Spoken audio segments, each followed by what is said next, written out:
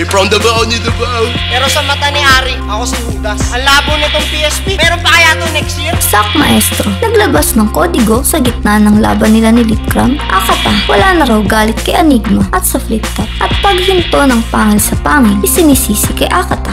Uploaded na nito lang nakaraan ang undercard battle ni na Sak Maestro at Akata. Kapansin-pansin naman na kahit tila nag-freestyle na lang si Akata sa round 3, ay kuhang-kuha naman niya ang atensyon ng crowd. Lalo pa nga nang lumabas ang tropa niyang si Armando na hawak ang isang banner na may nakasulat na flip top, still number 1. Isang post naman mula kay Badang nagtuturo kay Akata sa battle na ito na naging dahilan daw kaya nawala ng gana si Phoebus na ipagpatuloy lang ang pangil sa pangil. Matatandaan ito ang balitang bumungad sa internet umpisa pa lang ng taon mula kay Phoebus na ayaw na magpaliga dahil daw sa mga panghihate na natanggap mula sa mga fans. Nasaan na yung royalty namin, Phoebus? Ng 10% ka, di dumarating. Yung ROI ko kay Pistol, pangitain na pala. Tapos ako gusto nyo magsulat ng malupit. Iharap nyo sa akin, Badang, Sak Maestro, wala na. Last na battle ko kay 6-3, alas 3 ng madaling araw. Wala talaga. Ang labo nitong PSP. Meron pa kaya to next year? Phoebus ka?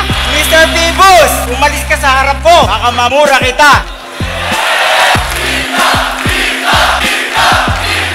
Phoebus, Flip top pa rin talaga ang number 1. Pero huwag kang mag-alala, hindi kita iiwanan as long as ako iyong binabayaran. Isang reaction video naman ang ginawa ni Akata sa battle nila ni Sak Maestro. Sa video ay pinaliwanag dito ni Akata kung paano nila nabuo ni Armando ang planong paglabas nito sa laban nila. Para kay Akata, deserve daw ng flip top na sabihin niya ang totoo sa dulo at para na rin daw makalaya na siya sa lahat ng galit sa likod ng maskara niya. Nagsimula ang gusot sa pagitan ni na Akata at Enigma ilang taon nang nakakaraan nang maglabas si Akata ng hinanakit niya rito at sa liga noong laban niya kay Position 13. At hanggang ngayon nga ay hindi na nakatungtong pa ng flip top si Akata, pati na rin si Lanzetta. Ano pa yung sinabi mo? Nagdasal kay Jesus. Ako ang battle rap Jesus, ungas. Pero sa mata ni Ari, ako si Judas. Ano naman kasi Ari yan, yakin. Nag-rap lang ako, tapos aalisin ako bigla. Wala naman ako sa manan, no. Nag-spit lang ako ng totoong nangyayari. Yung iba nga doon, nag-uubad.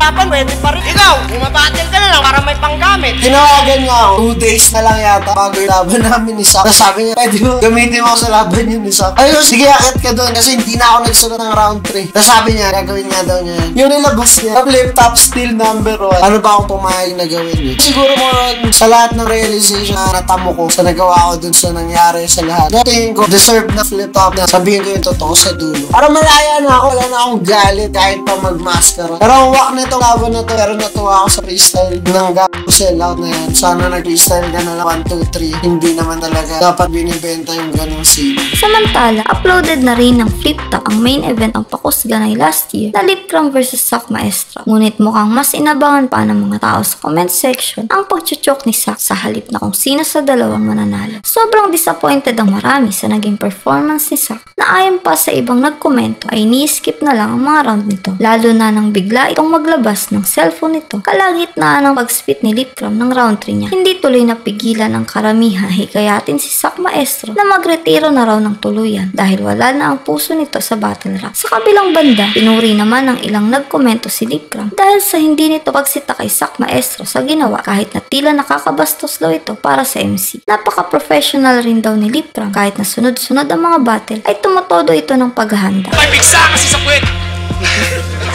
Teka lang. Pigsa, stop infection, napilitan lang tanggapin.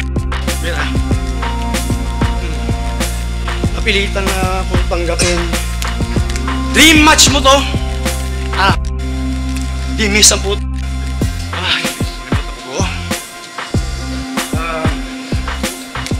Miss, di ka sumipot. Nakalimot. Spit your bars in exchange. Kay Big, Notorious Big, and it's Stain. Stain.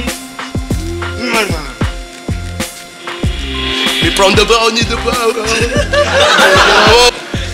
Hindi ka nagbago. Yo! Best! Feeling icon na ng hip-hop.